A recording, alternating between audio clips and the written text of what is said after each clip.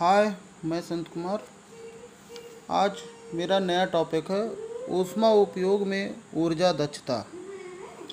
सबसे पहले मैं इसमें बताने जा रहा हूँ ऊष्मा ऊर्जा क्या होती है। ऊष्मा ऊर्जा वह यह है जो तापीय ऊर्जा किसी वस्तु या प्रणाली द्वारा वस्तु प्रणाली के भीतर कणों की आवाजाही के कारण ऊर्जा उत्पन्न होती है।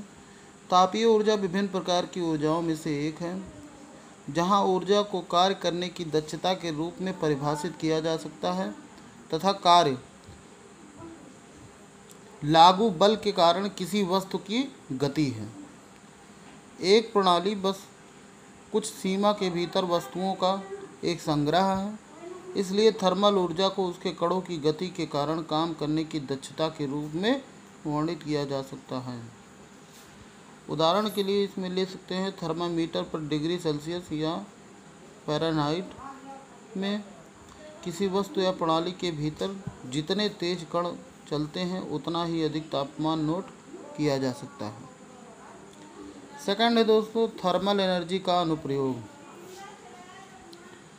तापीय ऊर्जा का एक सरल उदाहरण लेते हैं, जैसे स्टोव के हीटेड एलिमेंट में थर्मल ऊर्जा होते हैं और जितना अधिक स्टोव को चलाते हैं उतनी अधिक आंतरिक ऊर्जा स्टोव में होती है।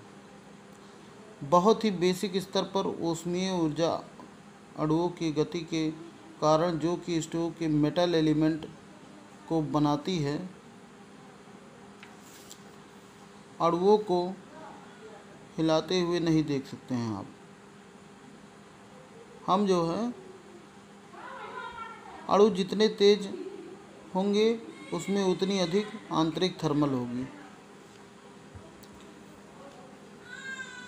और आगे है दोस्तों, क्या होता है, माना एक पानी के बर्तन को हीटिंग एलिमेंट के ऊपर रखा जाता है और उसमें होता क्या है, स्टोव सही कार्य करता है, लेकिन जैसे कि हम आम तौर पर इसके बारे में सोचते हैं, यहाँ कार्य का मतलब किसी चीज़ की गति से है। जब उस पर बल लगाया जाता है, विशेष रूप से स्टोव को तापीय ऊर्जा पाट के कणों और अंततः पानी तेजी से आगे बहने के कारण बनती है। हीटिंग एलिमेंट के आंतरिक ऊर्जा को बर्तन में और अंत में पानी को बर्तन में स्थानांतरित किया जाता है। चूल्हे से बर्तन तक और पानी में ऊष्मीय ऊर्जा के इस हस्तांतरण को ऊष्मा कहते हैं। थर्ड है दोस्तों ईंधन में ऊर्जा तत्व। दोस्तों हम जानते हैं कि आग की खोज के बाद मनुष्यों ने आग या गर्मी पैदा करने के लिए ईंधन के रूप में कई अलग अलग पदार्थों का उपयोग किया।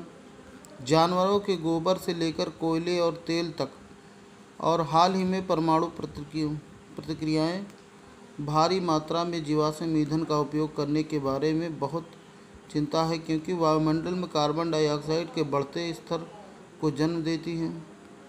कुछ ऊर्जा नीति विशेषज्ञों का मानना है कि बायोमास का उपयोग करने से वायुमंडल कार्बन डाइऑक्साइड नियत स्तर पर रहेगी, क्योंकि इन सामग्रियों का दहन प्रकाश संश्लेषण के ठीक उलट है।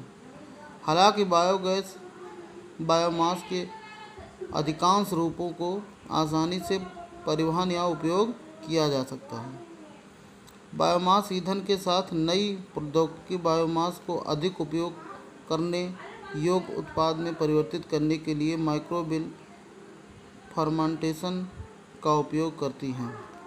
उदाहरण के लिए हम ले लें तो गन्ने का फर्मेंटेशन करने से एथेनॉल तथा जानवरों के गोबर का फर्मेंटेशन करने से मीथेन बनती है।